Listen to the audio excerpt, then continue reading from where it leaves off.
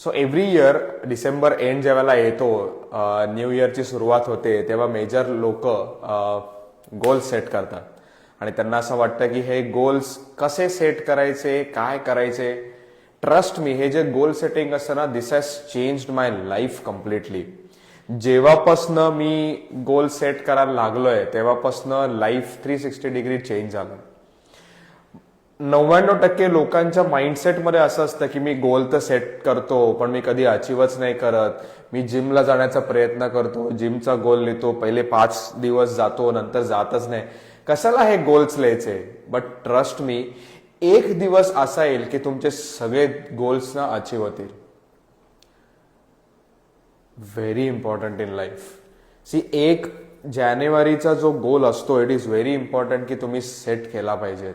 लाईफमध्ये गोल्स नसतील, लाईफमध्ये व्हिज्युअलायझेशन नसेल, लाईफमध्ये मॅनिफेस्टेशन नसेल, तुम्ही काहीच अचीव नाही करणार. पण तेच तुम्हाला माहिती आहे की तुम्हाला कुठे जायचंय, प्रॉपर पाथ आहे तुमच्या डोळ्यांसमोर. Trust me, you can achieve wonders in life. 2016 साली मला फर्स्ट टाइम कळलं इम्पॉर्टन्स ऑफ गोल्स आणि माझी पूर्ण लाईफ चेंज झाली. मी नेहमी म्हणतो की राहुल कुलकर्णी 2016 पूर्वीचा आणि राहुल कुलकर्णी 2016 नंतरचा, ह्याच्यात कम्प्लीट वास्ट डिफरन्स आहे. जेव्हा मला कळलं की तुम्ही सबकॉन्शियस माइंडमधनं काही अचीव करू शकता, the first thing I do, जेव्हा मला काही गोष्ट अचीव करायची, मी गोल्स लिहितो. आणि मी जेव्हा गोल्स लिहितो, मी जेव्हा त्याला टार्गेट सेट करतो, ट्रस्ट मी, वरतून देव त्याला तथास्तु म्हणतो. I have been following this method since a very long time. Almost आता 9-10 वर्ष होतील. या जानेवारीमध्ये त्याला 10 वर्ष होतील. Every day I write goals. जेव्हा जेव्हा मी गोल्स लिहिले तेव्हा तेव्हा वरतून देवाने मला तथास्तु सांगितले आणि माझे गोल्स अचीव झाले. असे गोल्स बघितलेत की जे मला माहिती होतं लाईफमध्ये कधीच अचीव नाही होणार, असे पण गोल्स अचीव झालेले आहेत. मी एव्हरी इयर माझ्या टीम बरोबर काही गोल्स शेअर करतो माझे, आणि नेक्स्ट इयरला मी त्यांना सांगतो की तुम्हाला आठवतंय का, मी हा गोल ठेवलेला, हा गोल अचीव झाला. 1 जानेवारी 2025 ला मी माझ्या गोल्स शीट मधले बरेचसे गोल्स माझ्या टीमला दाखवलेले आणि माझी टीम सरप्राईज्ड होती की असे पण गोल्स अचीव होतात का. My life has been a journey of manifestation. My life has been a journey of visualisation. ज्या गोष्टी मनात टाकल्यात त्या गोष्टी अचीव झाल्या. मला एक गोष्ट खूप प्रामुख्याने कळली आहे, consistency and discipline always beats talent. 10वीत मला 79% होते, 12वीत मला 72% होते. मी असा काय फेनॉमिनल हुशार मुलगा नाहीये, पण आय न्यू की जर मी कुठल्याही गोष्टीत कन्सिस्टंट राहिलो, डिसिप्लिन राहिलो, तर मला रिटर्न्स चांगले मिळू शकतात. हे गोष्टी समजेपर्यंत खूप काळ लोटलेला. मला 2021 म्हणजे मी ज्या वेळेला 33 वर्षांचा होतो त्यावेळेला मला त्याचं महत्व कळलं. 33व्या वर्षी मला त्याचं महत्व कळलं. ज्याला महत्व कळलं, ट्रस्ट मी, माझी लाईफ ऑलमोस्ट चेंज होऊन गेली. कोण आहे ते दोघं तुम्हाला माहिती आहे का? डू यू नो कोण आहे ते दोघं जण?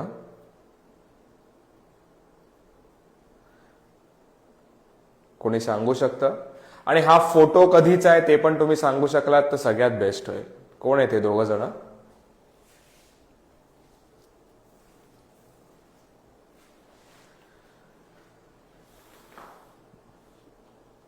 सचिन आणि विनोद कांबळी आहेत. कांबळी आणि सचिन. ह्या everyone knows Vinod and god. Yes, हा फोटो कधीचा आहे माहितीये? ज्या वेळेला यांनी 664 रन्सची पार्टनरशिप केलेली, 664 रन्सची यांनी पार्टनरशिप केलेली, एक मोठा रेकॉर्ड सेट केलेला, तेव्हाचा हा फोटो आहे. सगळ्यांना असं वाटलेलं हे दोघं माइलस्टोन्स करतात. जेव्हा हे मॅचेस खेळायला आले तेव्हा सचिन तेंडुलकर पेक्षा Vinod Kambli was more talented. Vinod Kambli 20च टेस्ट मॅच खेळला, पण त्या 20 टेस्ट मॅच मध्ये 6 डबल हंड्रेड्स आहेत. 20 मॅचेसमध्ये जेव्हा हे दोघं एकत्र खेळले, सचिन तेंडुलकरची 1 का 2च फक्त हंड्रेड्स होते, डबल हंड्रेड्स तर नव्हतेच. एव्हरीवन न्यू की Vinod Kambli was more talented that Sachin Tendulkar. But at the end returns, runs कोणी जास्त बनवले? This was Sachin Tendulkar. का? Because he knew that if I जर मी कन्सिस्टंट राहिलो, मी लाईफमध्ये डिसिप्लिन राहिलो, तर माझी लाईफ जबरदस्त होईल. सचिन तेंडुलकर अजूनही 50शीचा आहे, पण अजूनही दररोज सकाळी जिमला जातो, अजूनही त्याच डेडिकेशनने क्रिकेटला फॉलो करतो, अजून म्हणून त्याला आपण सचिनला गॉड ऑफ क्रिकेट म्हणतो. It is very important to understand that you need to have consistency and discipline. मी अजून एक एक्झाम्पल घेतो, सचिन तेंडुलकर आणि शाहिद आफ्रिदी. शाहिद आफ्रिदीचा बॅटिंग स्ट्राईक रेट 117 आहे, वेळेस सचिन तेंडुलकरचा स्ट्राईक रेट आहे 86. 117 म्हणजे समजा शाहिद आफ्रिदी 100 बॉल्स खेळला तर तो 117 रन बनवतो, असं त्याचा अर्थ होतो. वेळेस सचिन तेंडुलकर 100 बॉल्स खेळला तर तो 86 रन्स बनवतो. That is what strike rate is all about. But at the end सगळ्यात जास्त रन्स कोणी बनवले? सचिन तेंडुलकरने. शाहिद आफ्रिदी आला की फक्त बॅट उचलतो, लागला तर 6, नाही लागला तर out. Sachin Tendulkar played with very discipline.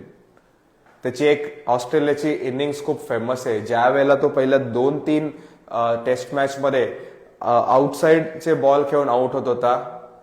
नंतर तिने एकदा ठरवलं एका इनिंग मध्ये की जोपर्यंत स्ट्रेट बॅटला लागत नाही, असा बॉल येत नाही, तोपर्यंत मी खेळणार नाही. त्यांनी एकही आउटसाइड ऑफ द स्टंप बॅटला बॉल लागेल असा काही खेळला नाही. He made 164, the most disciplined innings of Indian cricket असं नेहमी म्हटलं जातं. Very important in life. तुम्हाला काय हवंय ना लाईफमध्ये हे माहिती असणं खूप इम्पॉर्टंट आहे, आणि त्याला मी म्हणतो की गोल्स. लोकांना म्युच्युअल फंड इन्व्हेस्टमेंट करायला येतात, लोकांना माहितीच नसतं की काय करायचंय, कुठे जायचंय, किती इन्व्हेस्टमेंट करायची, का करायचे. अनलेस अँड अंटिल तुमच्याकडे त्या प्रश्नाचं उत्तर आहे, तुम्ही कधीच पुढे जाऊ शकणार नाहीत. Fitness is not a motivation, it's a daily discipline with no one is watching. किती लोक जिमला जातात? Type gym in the comment box. काही प्रकारचे एक्सरसाइज करतात, किती लोक करतात? टाईप फिटनेस किंवा gym in the comment section, म्हणजे मला कळेल की तुम्ही जाता. आजच्या काळात health is very important than wealth. Unless and until तुमच्याकडे हेल्थ चांगली आहे, तुम्ही एन्जॉय नाही करू शकणार wealth. Everyone with me? Comment section मध्ये मला सांगा कोण कोण जातं फिटनेस. अतुल सावंत जातात, येस, परफेक्ट. अजून?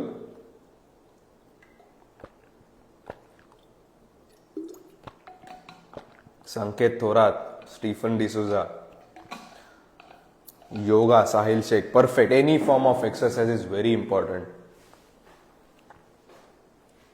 मी नेहमी म्हणतो स्ट्रेंथ ट्रेनिंग करणं इज व्हेरी इम्पॉर्टंट. पोस्ट 40 तुमचे मसल लॉस खूप होतो, आणि मसल लॉस झाल्यामुळे काय म्हणतात ना की ती एनर्जी लेवल तशी राहत नाही. व्हेरी इम्पॉर्टंट इन लाईफ की थोडं तुम्ही वेट ट्रेनिंग घ्या. मला पण हे पटायचं नाही वेट ट्रेनिंग. मला असं वाटायचं की वेट सुटले, आपलं जिम काही कारणास्तव सुटलं तर आपलं वजन वाढतं. Yes, 100%, but you have to be very consistent. तुम्ही जसे दिसता, तुम्ही जसे कम्युनिकेट करता, तसं समोरच्यावर एक छाप पडते. माझा mentor is always use to say की एक फिट माणूस ज्या वेळेला कॉन्फरन्स रूम मध्ये एंटर करतो, the first thing you notice about him is the good looks. The first thing you notice about him is good physique. खूप important आहे. Home workout करा, जिमला जा, रनिंग करा, कम्प्लिटली फाईन. मेक शुअर की तुम्ही तुमच्यासाठी काहीतरी करताय. दिस वॉज मी 3 years बॅक, this is me right now. मला फिटनेसचं महत्व खूप लवकर कळलेलं, पण त्याप्रमाणे मी ऍक्शन घेत नव्हतो. I was 93 kgs post covid. मी नेहमी म्हणतो everyone needs a mentor in life. Mentor not in personal finance, but in every walk of life. ज्या वेळेला 2-3 वर्षापूर्वी मला एक चांगला मेंटॉर मिळाला फिटनेस इंडस्ट्रीला, trust me, my life has changed completely. तुम्ही बघू शकता डिफरन्स माझ्यात केवढा झालाय. माझ्यात हा डिफरन्स झाल्यामुळे कॉन्फिडन्स पण तेवढाच वाढला. एक म्हणतो ना, चांगले कपडे ज्या वेळेला आपल्या अंगावर बसायला लागतात, फिट व्हायला लागतो आपण, boss, the feeling is something amazing. Everyone with me, सगळे माझ्या बरोबर आहेत. 1 जानेवारीपासून तुम्ही जर समजा जात नसाल जिमला, वर्कआउट करत नसाल, the first thing you need to do is तुम्ही तुमच्या हेल्थला प्रायोरिटाईज करायचं आहे. जोपर्यंत तुम्ही लाईफमध्ये प्रायोरिटाईज करत नाही तोपर्यंत हेल्थ नीट होणार नाही. हेल्थ नीट झाली, everything falls in place. Getting my point? Y January is the most important month for SIP. किती लोक असे आहेत की जे जानेवारीमध्ये SIPs वाढवतात? Type SIP in the comment section. किती लोक असे आहेत की जे SIPs वाढवतात in the month of January? I have been doing this consistently for the last 7-8 years. I guess 2018-19 पर्यंत पासून मी ही सवय लावली स्वतःला की 1 ऑफ जानेवारीला SIP वाढवायची. पहिले काही वर्ष मला असं आठवतंय मी 5 आणि 10 हजाराची पण SIP वाढवलेली आहे. कारण त्यावेळेला माझं इन्कम पण कमी होतं आणि SIP पण अशी खूप नव्हती जात. Currently I am doing an SIP of 5 lakhs. मी 5 लाखाची आता सध्याला SIP करतोय आणि माझ्याकडे काही लमसम साठले तर मी लमसम टाकतो. पण माझी current SIP is around 5, not 5 but it is around 5.6 lakhs. मी 5 लाख लिहिली आहे. ही SIP मी आता 1 जानेवारीला 8 किंवा 8.5 लाखाची करणार आहे. Yes, very important. सी, ज्या वेळेला फर्स्ट डेला तुम्ही जिम करता, फर्स्ट डेला तुम्ही SIP वाढवता, फर्स्ट डेला तुम्ही क्वालिटी टाइम तुमच्या फॅमिलीला देता, ट्रस्ट मी, तुमची लाईफ चेंज होते. मी ना 2-3 गोष्टी खूप इम्पॉर्टंट सगळ्यांना नेहमी सांगतो. पहिली गोष्ट म्हणजे सकाळी you wake up at 5 AM. Post that तुम्ही जिमला गेला पाहिजे. दुसरी गोष्ट, तुम्ही फायनान्सेस तुम्ही चांगले केले पाहिजे. असं मी बोललो की 1 जानेला SIP वाढवा. तिसरं, spend quality time with your loved once.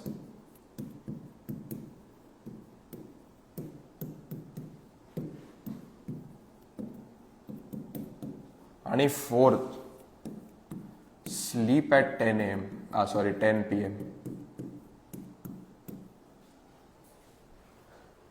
या 4 गोष्टी फर्स्ट डेला तुम्ही ज्या वेळेला हे कराल, ट्रस्ट मी, तुमची लाईफ खूप मस्त होईल. That will set a tone for the entire year. काय, 5-5:30 ला उठायचा प्रयत्न करा. मी मध्ये व्हिडिओ टाकलेला की मी आता कन्सिस्टंटली गेले 3 आठवडे परत 5 वाजता उठायला सुरुवात झाली माझी. मी 2-2.5 वर्ष 5-5:30 ला उठत होतो. काही कारणास्तव मी मध्ये ब्रेक दिला आणि तो ब्रेक माझा ऑलमोस्ट 1-1.25 वर्ष चालला. 1-1.25 वर्ष मी 6:30-7 ला उठत होतो. 6:30-7 ला उठलो की मग जिमला जायला उशीर, जिमला आल्यानंतर रिकव्हरी टाइम नाही मिळायचा, ऑफिसला जायला उशीर, सगळं वेवाढ होत होतं. रिसेंटली मी परत चालू केलंय. 5 AM मी जिमला जातो, 5 AM मी उठतो. सो मी नॉर्मली 5 ते 5:30 मध्ये उठतो. I spend time with myself. Me mobile नाही घेत हातात. 6:45 ला मी जिमला जातो. मी येतो 8:30 ला. 8:30 to 10 AM मी रिकव्हरी करतो. Post gym recovery is very important. 10:30 ला माझं काम चालू होतं. ते मी 6 to 7 PM पर्यंत मी काम करतो. मी 6-6:30 ला घरी येतो. I spend time with family. माझ्याकडे 2 तास तरी असतात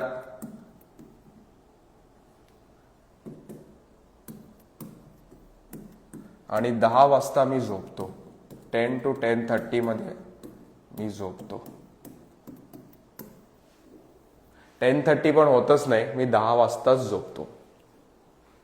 10 वाजताच मी झोपतो. दिस is how I work.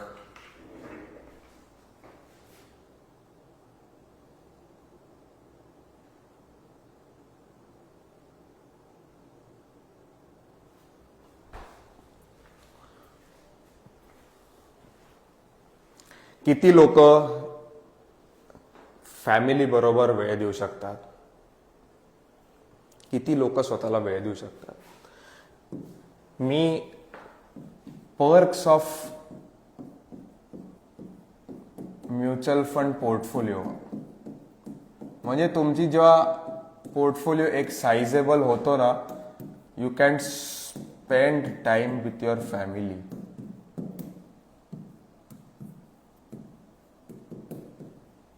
Life मधली ना झिकझिक खूप कमी होऊन जाते. 29 जुलैला मला बेबी बॉय झाला. 29 जुलै टू आता एंड ऑफ डिसेंबर मी आधी जेवढं काम करायचो त्याच्या आता फक्त 20-30% काम करतोय. माझी टीम खूप चांगलं काम करते, no doubt about it. But this portfolio has given me confidence to take a step back. आज माझ्या मुलाला माझी गरज आहे. आज मला असं वाटतं तो एवढा छान त्याची लाईफ आहे, त्याच्या लाईफबरोबर मी पण एन्जॉय करू. तर मला माझ्या म्युच्युअल फंड पोर्टफोलिओमध्ये ती लिबर्टी मिळते की मी ते करू. मी एक मध्ये रील बनवलेला की post pregnancy me I tell each and every husband की तुम्ही 2-3 महिने पॅरेंटल लिव्ह घ्या, पॅटर्निटी लिव्ह घ्या. का? कारण your wife needs you. Your wife needs you. मुलाला तुमची गरज नाही त्यावेळेला, पण तुमच्या वाईफला तुमची गरज आहे.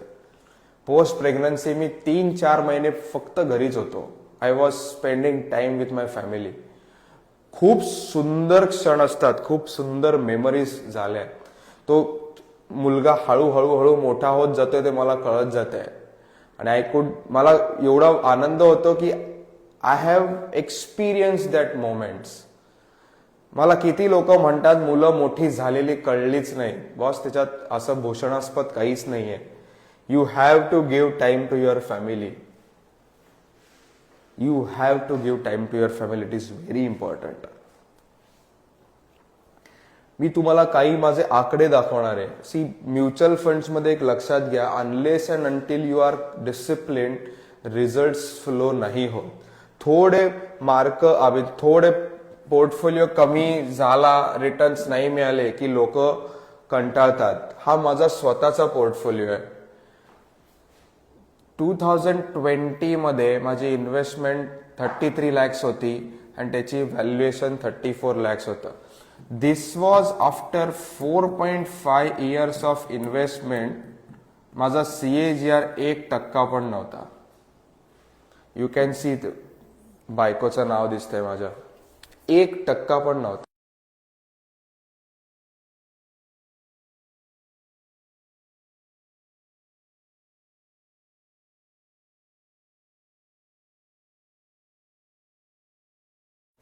%13.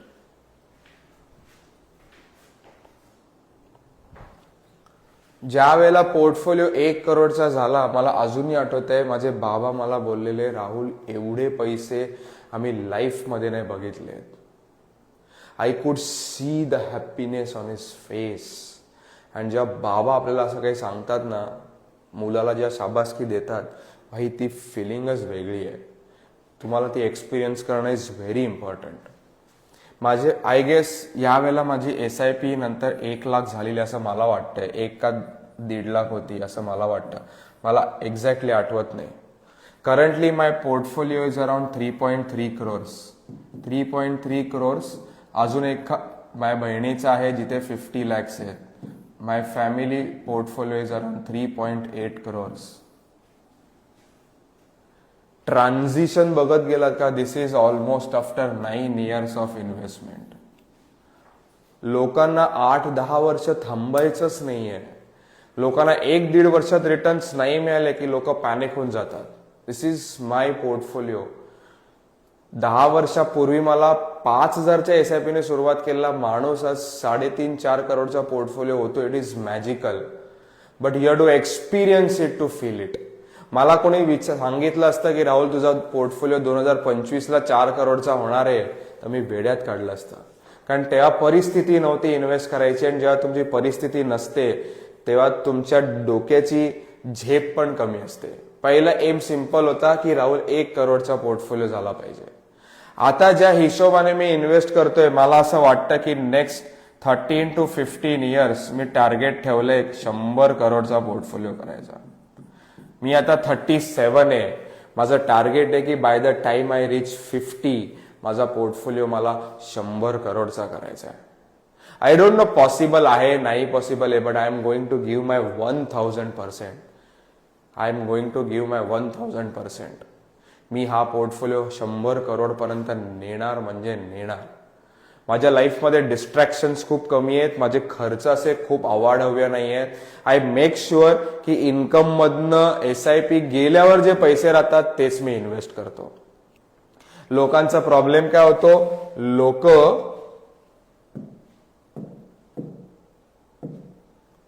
इट इज व्हेरी इम्पॉर्टंट की तुम्ही इन्कम मधनं सेव्हिंग्स किंवा इन्व्हेस्टमेंट्स मधनं राहतात त्याला स्पेंड करा. दुसरी गोष्ट, तुम्ही 1 लाख रुपये कमवत असाल तर ऍटलिस्ट 30% तरी सेव्ह झाले पाहिजेत. 5 लाख कमवत असाल तर ऍटलिस्ट 1.5 लाख तरी सेव्ह झाले पाहिजेत. ज्यावेळेला मी माझं करिअर सुरुवात केलं आणि I understood the importance of SIP, पहिले मी 50-60% सेव्ह करत होतो. मला माझे मित्र वेड्यात काढायचे की राहुल तू काय करतोय, थोडासा पार्टी कर. मी म्हटलं नाही, एक दिवस असा येईल की ट्रस्ट मी लाईफ पीसफुल होईल. मी अजूनही रेंटवर राहतो. आय हॅव मेड इट मी डोक्यात टाकलेलं आहे की the day I hit 10 crores मी 5 करोडचा फ्लॅट घेणार. ज्या दिवशी माझा पोर्टफोलिओ आता आहे अंदाजे 4 crore, the day it hits 10 crores me flat घेणार 5 करोडचा. हा 5 करोडचा फ्लॅट घेताना मी 4 करोडचं लोन काढणार. मी म्युच्युअल फंड पोर्टफोलिओला हात नाही लावणार. 1 करोड मी फक्त डाऊन पेमेंट करेन. ज्यावेळेला मी ठाण्याला शिफ्ट झालो तेव्हा मला घरच्यांनी खूप प्रेशर केलेलं की तू फ्लॅट घेऊन टाक.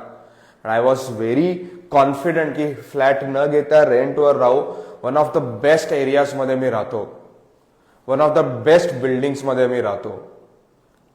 तर 3-3.5 लाख EMI देण्याच्या ऐवजी मी 60-70 हजार रुपये रेंटने राहतो. गेले 3 वर्ष रेंटवर राहतोय. अजून 1-2 वर्ष राहायला लागेल प्रॉब्ली रेंटवर. I am completely fine with it. Getting my point. पण या पुढच्या 2-2.5 वर्षात माझा पोर्टफोलिओ मला असं वाटतं 10 करोड पोहोचेल. 2 ते 3 वर्षात आय विल मेक शुअर की हा 10 करोड पोहोचतोय. The day it hits 10 crores मी 5 करोडचा फ्लॅट घेणार. हे मी माझ्या वाईफला पण सांगितलंय. सगळ्यात इम्पॉर्टंट गोष्ट काय माहितीये का, तुम्ही फायनान्सेस तुमच्या वाईफ बरोबर डिस्कस करा. तिला सांगा तुमचे फ्युचर गोल्स काय. मी आत्ता का रेंटवर राहायचं, आपला पोर्टफोलिओ किती होईल, पोर्टफोलिओ एवढा झाला तर SWP किती घेऊ शकेल. मी हे वारंवार माझ्या वाईफ बरोबर डिस्कस करत असतो. जेव्हा मी ठाण्याला आलो त्यावेळेला तिचं फायनान्समध्ये तिला असे फार गंध नसायचा, but over a period of time she understood the importance of financial literacy. आज तिच्या बरोबर मी पॉडकास्ट 1-2-3 दिवसापूर्वी मी पॉडकास्ट केलाय, जो आज लाईव्ह केलाय मी. तुम्ही माझ्या स्टोरी मध्ये जाऊन बघू शकता. खूप कॅन्डिड प्रश्न, एक हजबंड अँड वाईफ मध्ये कसं कॉन्व्हर्सेशन झालं पाहिजे related to money, related to personal finance, ते त्याच्यात तुम्हाला कळेल. माझ्यात आणि तिच्यात कसं आमच्या मनी रिलेटेड डिस्कशन्स होतात, हे कॅन्डिड क्वेश्चन्स तिने मला विचारलेत आणि मी त्याची उत्तरं दिली आहेत. तुम्ही जाऊन बघू शकता. This conversations has made our life very peaceful. मला बाळ झालं तर माझे सासू सासरे नाहूरला राहायचे, सो माझ्या घरापासून थोडे लांब राहायचे. मी त्यांना सांगितलं तुम्ही पण माझ्या बिल्डिंगमध्ये या. आता जेव्हा ते आले त्यांच्यासाठी मी एक फ्लॅट रेंटवर घेतला. त्या फ्लॅटचं रेंट 55,000 आहे, ते पण मी पे करतोय. आता तुम्ही सांगा, मी जर EMI जेवढे चालू असते तर मला एवढं करता नसतं आलं. आज माझी सगळी फॅमिली एकत्र राहत आहे, सगळ्यांचे रेंट्स पे करतोय आम्ही. The day my portfolio hits 10 crores, सगळ्यांसाठी नवीन फ्लॅट घेऊन टाकेन मी. It's a process. काय होतं ना, आज मराठी माणसाकडे पैसे नाही आहेत आणि पैसे नसल्यामुळे सगळा प्रॉब्लेम होतो. आपण लोकांना दाखवण्यासाठी हा फ्लॅट घे, ही गाडी घे, हा फोन घे, इथे लक्झरी वेकेशन कर, पण बँकमध्ये पैसेच नसतात. आय नो मेनी पीपल की जे एवढे लक्झरी वेकेशन्सवर पैसे खर्च करतात, मोठमोठ्या गाड्या घेतात, पण घंटा पैसेच नाहीयेत बँकेमध्ये. Don't do this. Very important in life. Showing up matters more than success. बरेचदा असं होईल की तुम्हाला लाईफमध्ये तुम्ही ज्या काही गोष्टी करताय ते तुम्हाला कंटाळवाणा वाटेल.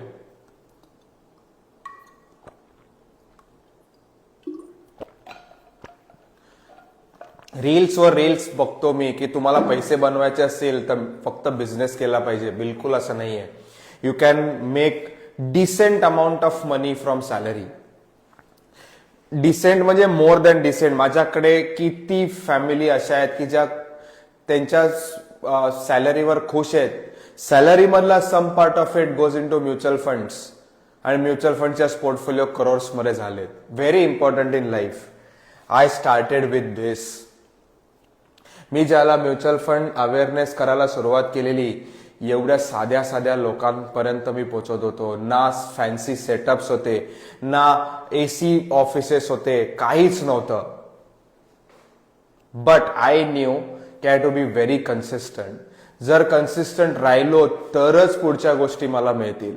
दिस वॉज इन 2018. तुम्ही बघू शकता, ना प्रोजेक्टर आहे, ना काही आहे, ना AC आहे, ना काही. बट आय न्यू की मला कोणी पटकन मोठ्या ठिकाणी इन्व्हाइट नाही करणार आहे. दिस वॉज डे 1 असं मी नेहमी म्हणतो. अँड दिस इज डे 2 किंवा करंट डे. हा पुण्यामध्ये मी एक सेमिनार घेतलेला लास्ट इयरला. We had more than 400 participants. लोकांना बसायला जागा नव्हती.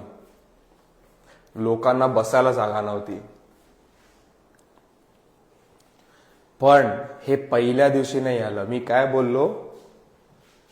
Showing up matters more than success. जेव्हा तुम्ही कन्सिस्टंटली काही गोष्ट करता त्यावेळेला खूप इम्पॉर्टंट आहे. मी अजून एक व्हिडिओ टाकलाय. डोंट वेट फॉर व्हॅलिडेशन असं पाहिजे.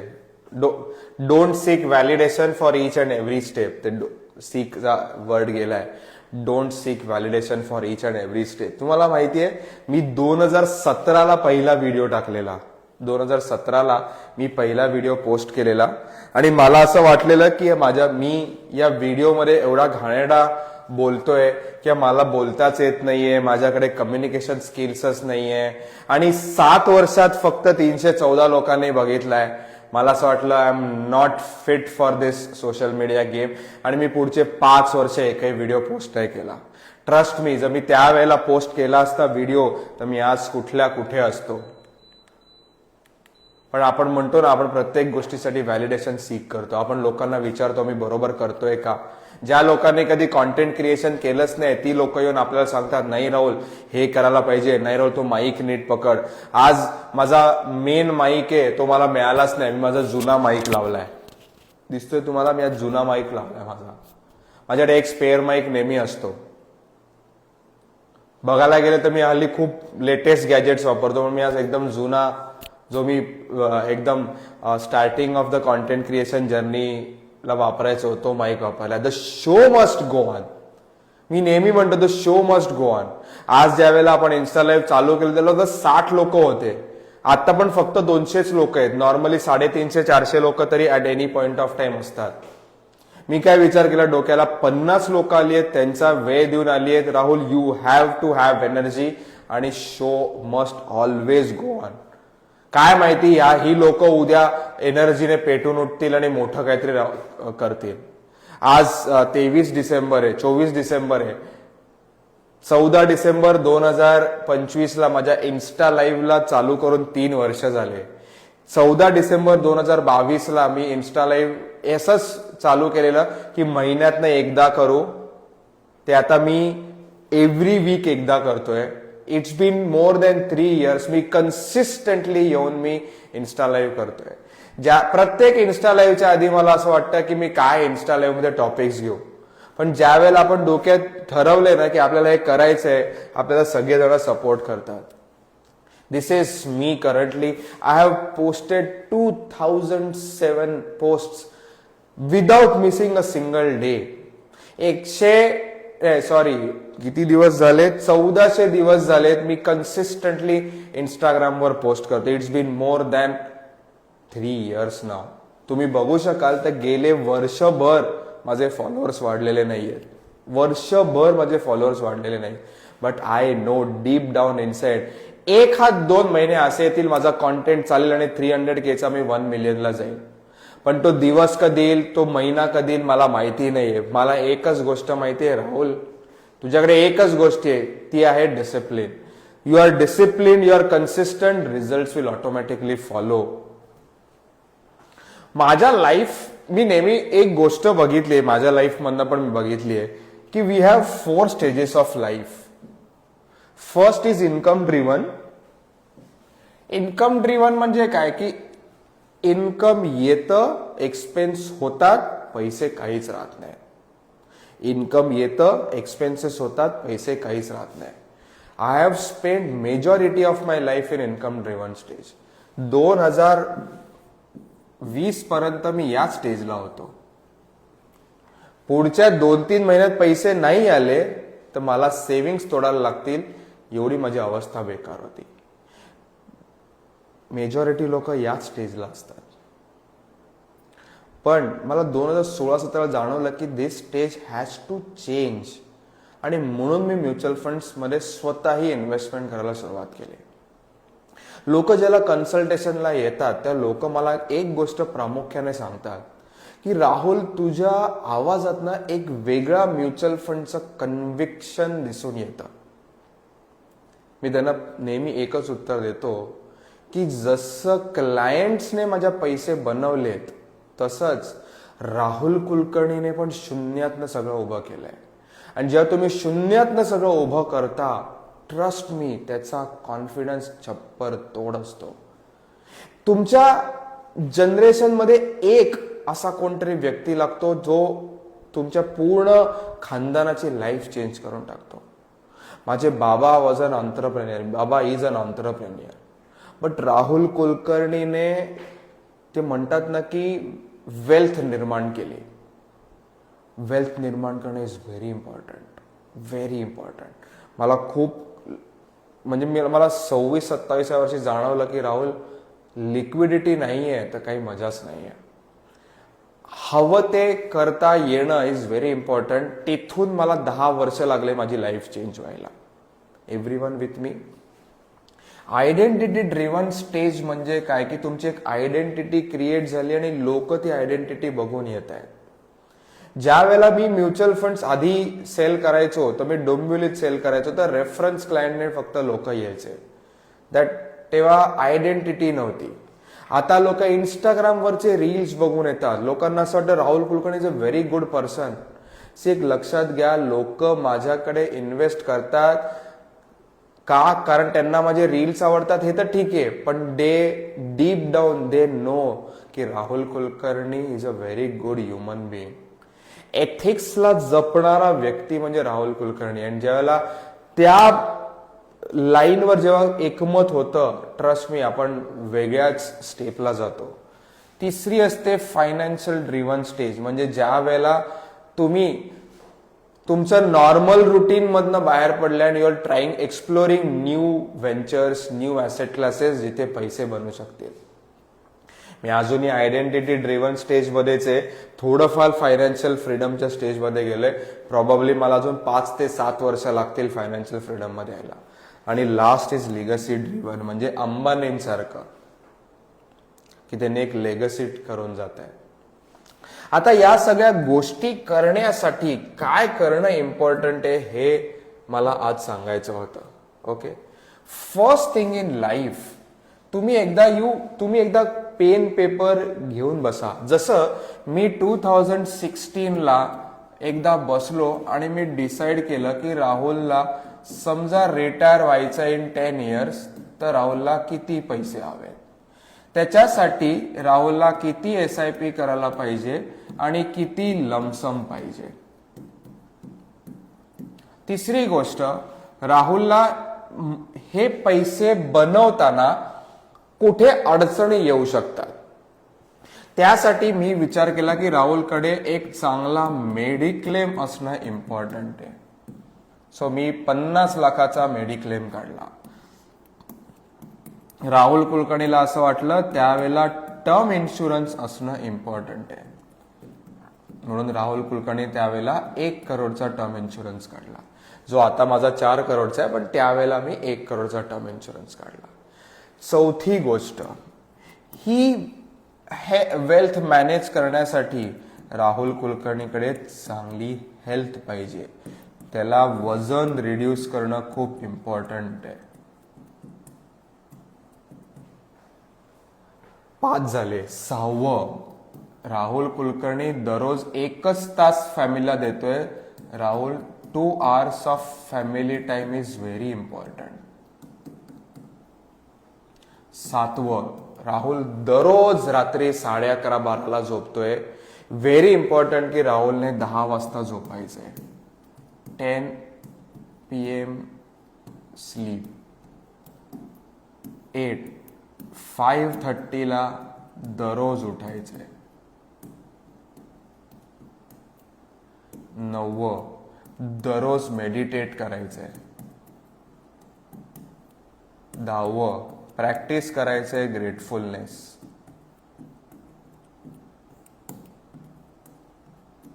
दिस is how you arrive at a goal. मी तुम्हाला सांगतो 99% लोकांचे सेम गोल्स असतील.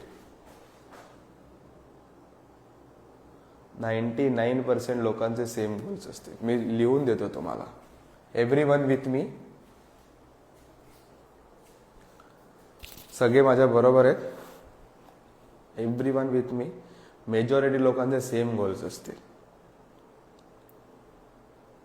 आता ज्या वेळेला राहुल कुलकर्णीला कळलं की SIP 50,000ची करायची आहे, पण राहुलची आज ताकद आहे 5,000चीच, तर मी काय करीन, राहुल 50,000 SIP करेल ह्याची एक डेट टाकतो, which is a goal.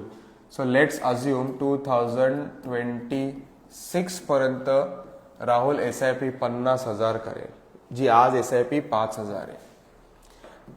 Let's assume की मी दररोज 10:30-11 नाही झोपू शकत.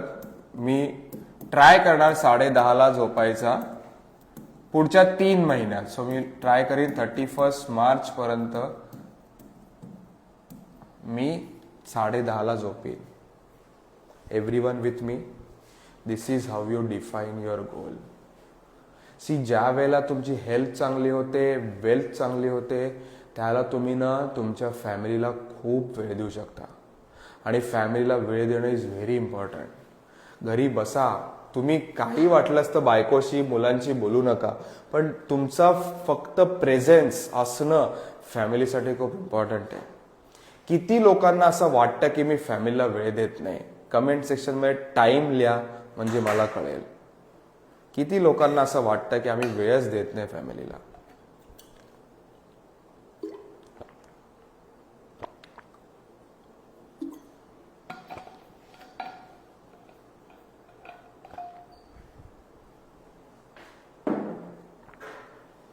Yes, right in the comment section. किती लोक टाइम देतात, टाइम देत नाही? मला पण कळू दे.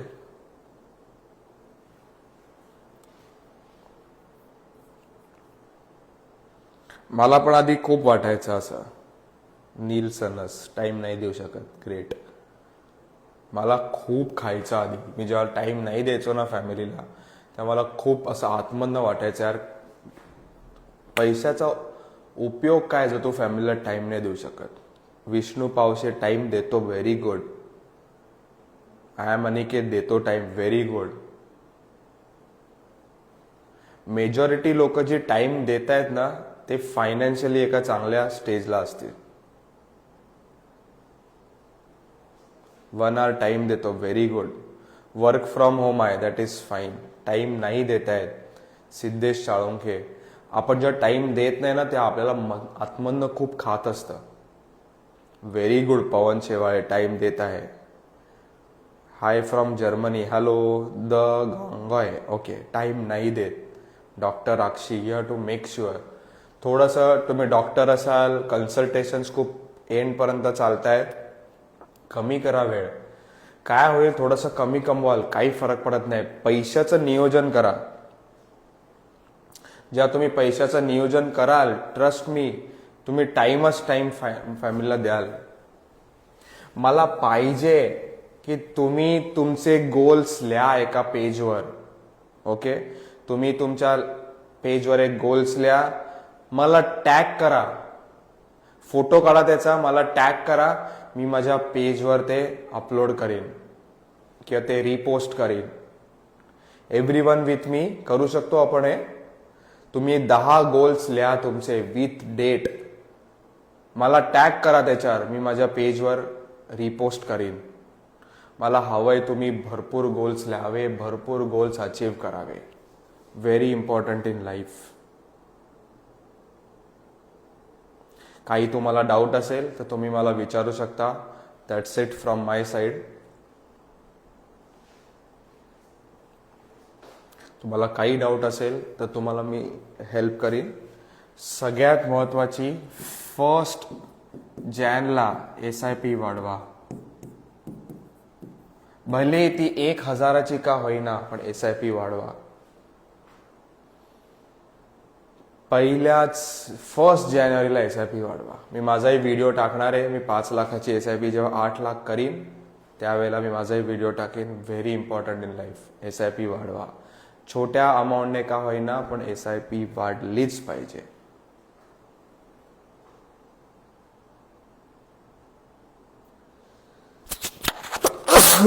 सॉरी. एव्हरीवन विथ मी. काही डाऊट्स आहेत तर मला तुम्ही विचारू शकता. सेम फंड मध्ये वाढवू की नवीन घेऊ? मोस्टली सेम फंड मध्येच वाढवा, नवीन फंड घ्यायची गरज नाहीये. तुमच्या ॲडवायझरला तुम्ही विचारा. सगळ्यात महत्वाची गोष्ट, एक चांगला म्युच्युअल फंड डिस्ट्रीब्युटरची हेल्प घ्या. आज मी बरेचदा बघतो, आपल्याला ना लाईफमध्ये कोणाची हेल्प घेणं म्हणजे कमीपणाचं वाटतं. Don't do that. एका चांगल्या MFD कडे जा, त्याची हेल्प घ्या, त्याला सांगा माझे हे प्रॉब्लेम्स आहेत, मला सोल्युशन दे, माझा मॉनिटर कर पोर्टफोलिओ. तुमची लाईफ चेंज होऊन जाईल. Thank you Priya Joshi. Very important in life. एक चांगला MFD घ्या, चांगला म्युच्युअल फंड डिस्ट्रीब्युटरकडे जा. थोडासा त्याला, जेव्हा तुम्ही day in day out mutual fund distributor पैसेच मॅनेज करत असतो, त्याने अनेक क्लायंटचे पैसे बनवलेले असतात, तो तुमचेही पैसे बनवेल. लोकांना असं वाटतं की एक्सपेन्स रेशो मध्ये त्याला किती पैसे जातात, त्याच्याकडे नाही गेलो तर मी पण करू शकतो. No, everyone needs a mentor in life. SIP bank मधनं करू नका. Banks are not advisors. Mutual fund distributors कडे जा. म्युच्युअल फंड डिस्ट्रीब्युटर कडे जाताना LIC एजंट्स कडे नका जाऊ, म्युच्युअल फंड डिस्ट्रीब्युटर कडे जा. LIC एजंट्स तुम्हाला LIC, युलिप्स जसे बँक्स पिच करतात तसे ते पण पिच करतील. म्युच्युअल फंड डिस्ट्रीब्युटर तुम्हाला चांगले म्युच्युअल फंड्स तुमच्या गोल्सला अलाइन देतील and that will make your life.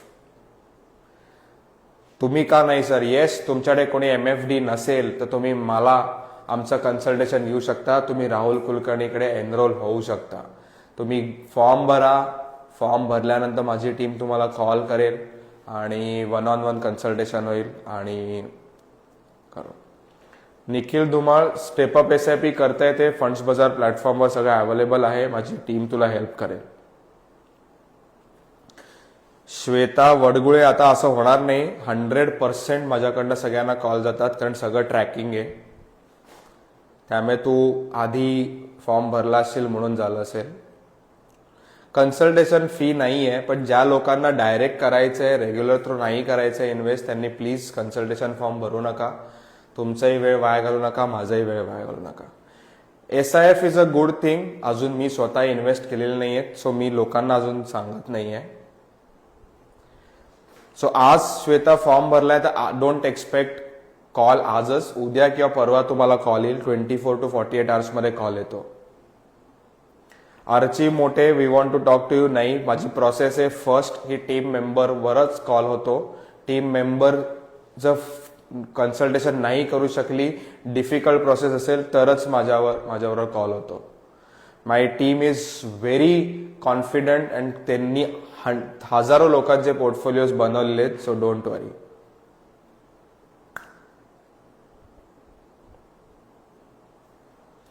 मी सगळ्यांशी नाही बोलू शकत, so you have to talk to my team first.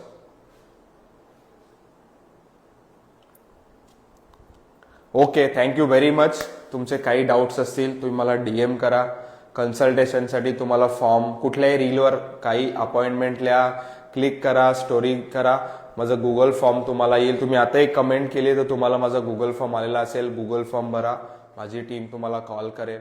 Thank you very much. Thank you.